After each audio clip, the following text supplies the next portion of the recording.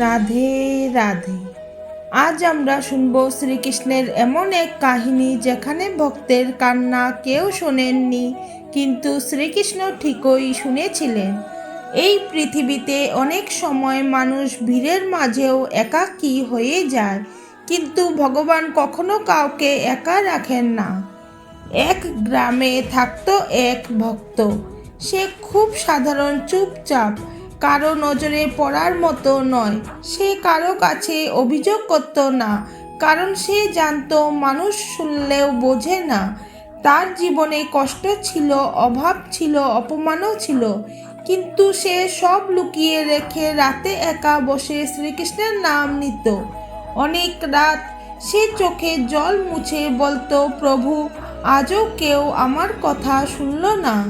সে বড় কিছু চাইতো না, সে শুধু চাইতো কেউ একজন তার কষ্টটা বুঝুক।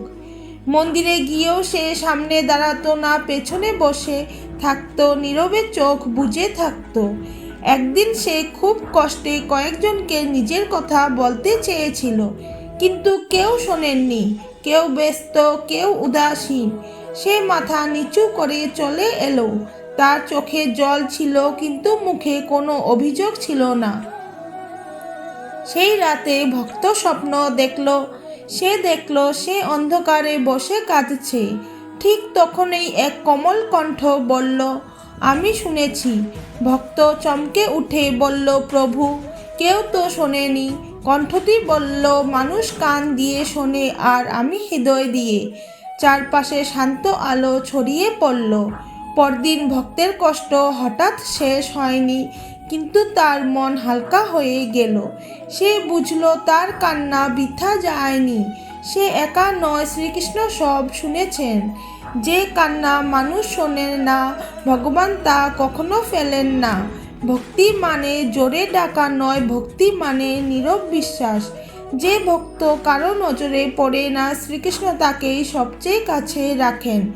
এই পৃথিবী বোঝে না অনেক কথা, কিন্তু ভগবান এক ফোঁটা চোখের জলও বোঝেন। যখন কেউ পাশে থাকে না, ঠিক তখনই শ্রীকৃষ্ণ সবচেয়ে কাছে থাকেন। রাধে রাধে।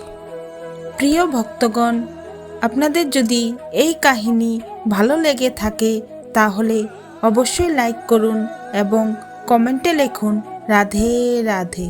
এবং এমন আরও ভক্তিমূলক গল্প পেতে আমার চ্যানেলটি সাবস্ক্রাইব করুন।